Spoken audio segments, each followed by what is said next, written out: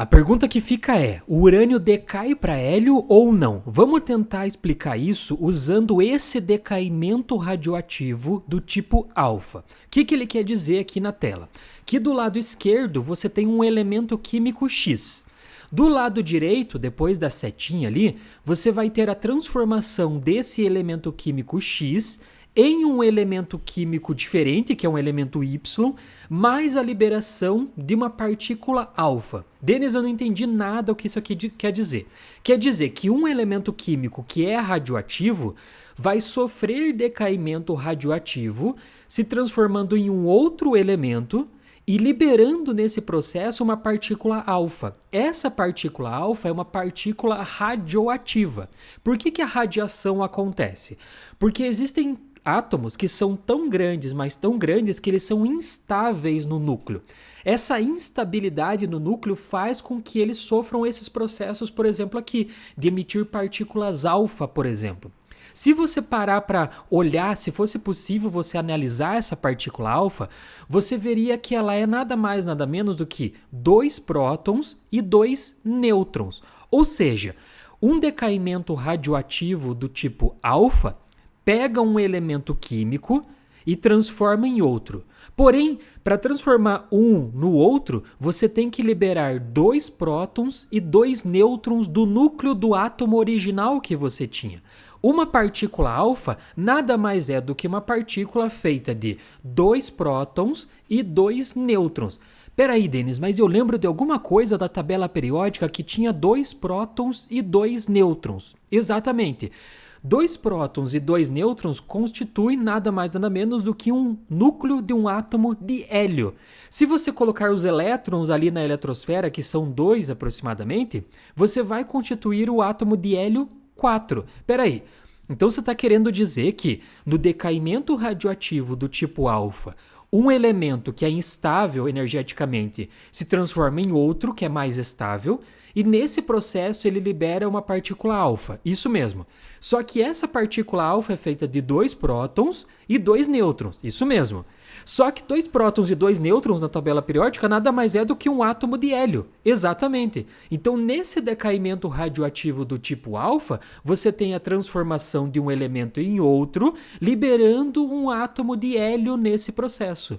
Se você puder curtir esse vídeo, você vai estar ajudando a causa da divulgação científica no Brasil, feita de maneira correta e não para pessoas que acreditam que o urânio decai para hélio. E se você puder ser o meu aluno, você acessa o primeiro comentário fixado aqui, você vai ter meu curso de física, cálculo, radiação, astronomia e etc. Vamos explicar um pouco mais sobre esse decaimento. A partícula alfa em si, se eu pudesse colocar ela numa balança e medir a massa dela, eu veria que ela é uma partícula muito pesada do ponto de vista da radioatividade.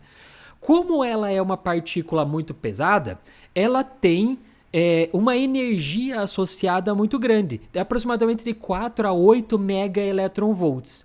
Como ela é uma partícula muito pesada, e eu estou usando isso na linguagem coloquial, porque eu deveria estar falando uma partícula com muita massa, na verdade, ela é uma partícula que não consegue entrar no corpo humano com facilidade.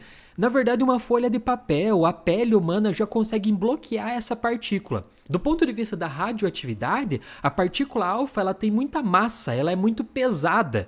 Então ela não tem energia suficiente para penetrar na pele humana. E o máximo que vai acontecer se ela encostar em você é uma vermelhidão que vai acontecer com você. Claro, o polônio 210 ele é perigoso porque ele emite partículas alfa. Mas o polônio só é perigoso quando você engole ele.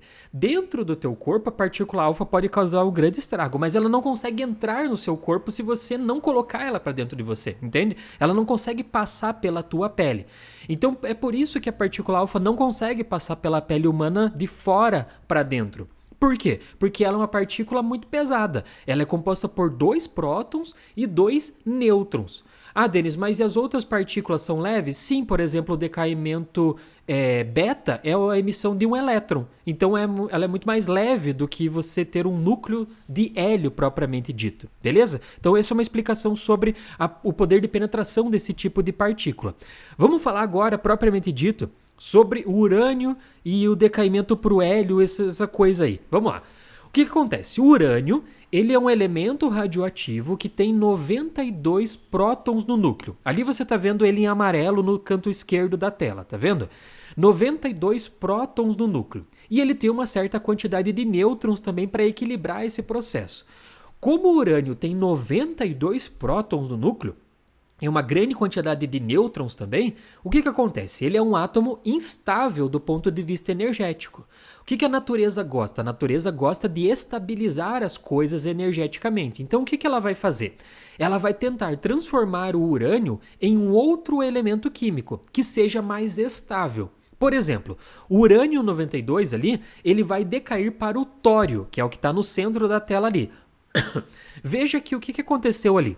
O urânio tem 92 prótons no núcleo. O tório ele tem 90. Pera aí. Quando o urânio, que tinha 92, se transformou em tório, ele sofreu um decaimento radioativo. Nesse processo ali, ele perdeu 2 prótons, tá vendo? Esses 2 prótons vão se juntar com outros 2 nêutrons e vão, no final ali da tela, liberar uma partícula do tipo alfa. Veja só, é por isso que o decaimento do urânio para o tório libera uma partícula alfa, porque você está diminuindo a quantidade de prótons no núcleo, de 92 para 90, estão faltando 2. E aí o núcleo junta com mais 2 nêutrons que tinha e você libera uma partícula alfa, com 2 prótons e 2 nêutrons. Nada mais é do que um átomo de hélio. Pera aí, mas o urânio então decai para hélio? Não, ele não decai para hélio. O urânio decai para tório, que depois decai para outro, e vai no polônio, e vai decaindo e chega no final no chumbo. Mas o urânio não decai para hélio. O que acontece? Existe a liberação do hélio nesse processo. Porém, ele é um subproduto, ele é uma partícula alfa. Ele não foi gerado pelo decaimento propriamente dito. O urânio não decaiu para hélio. Senão seria uma coisa quase impossível. O urânio está no final da tabela periódica. Para decair para hélio, ele teria que se transformar em quase todos os elementos químicos para voltar para o hélio, certo? E ele já teria atingindo a estabilidade energética muito antes disso. Ele não precisaria chegar no hélio. Beleza? Mas sim, existe uma liberação de hélio nesse processo, mas é um subproduto, é uma partícula alfa que saiu de dentro ali do núcleo de urânio, por exemplo, para se transformar em tório. Se você pegar o completo, o decaimento do urânio com vários decaimentos, você vai ver que existe liberação de partículas alfa, ou seja, de hélio, durante várias partes desse processo, mas não existe o decaimento do urânio para hélio. O que acontece é que o hélio é um subproduto, ele é uma partícula alfa desse processo todo. Agora, por que a partícula alfa consegue escapar do núcleo? Porque pensa comigo, quando você tem um núcleo atômico, você está deixando os prótons e os nêutrons ali juntos porque tem uma força nuclear forte ali, que é uma força de curto alcance, como se fosse um gancho que mantém essas partículas juntas. Certo? E além disso, tem uma repulsão eletrostática que quer expulsar esse átomo, né? Porque próton com próton, eles querem se repelir, mas a força nuclear forte mantém eles ali. Então, como é que essa partícula alfa consegue espontaneamente sair do núcleo?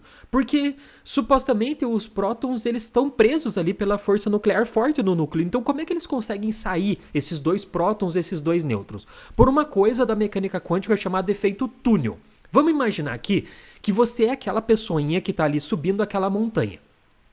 E você está carregando uma partícula alfa. Na verdade, você é uma partícula alfa ali, beleza?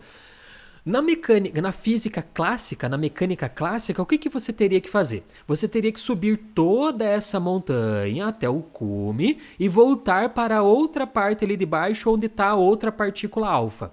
Esse seria o processo que você teria que seguir na física clássica. Então o que vai acontecer aqui? Esse seria o processo do quê? Teria uma barreira de potencial, que seria o potencial eletrostático e da força nuclear forte.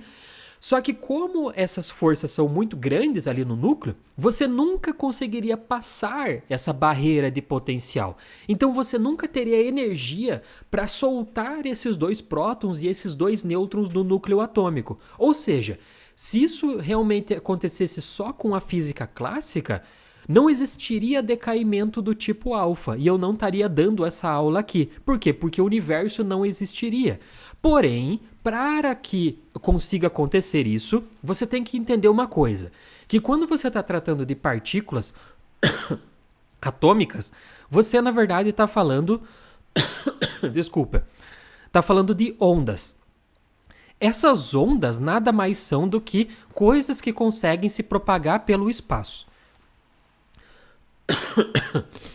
Essas coisas que conseguem se propagar pelo espaço, você consegue considerar que elas podem estar em vários locais ao mesmo tempo, beleza?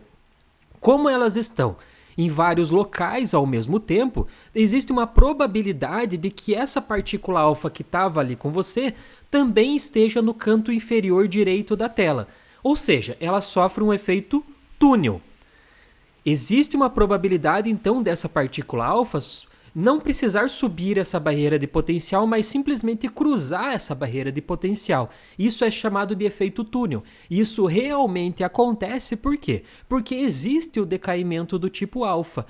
Ele não conseguiria existir pela física comum, mas pela mecânica quântica você consegue explicar esse fenômeno da barreira de potencial.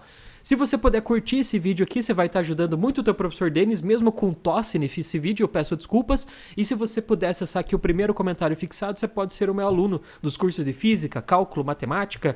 Mais de 40 mil alunos ao longo de 4 anos em 62 países, beleza? Obrigado e tchau!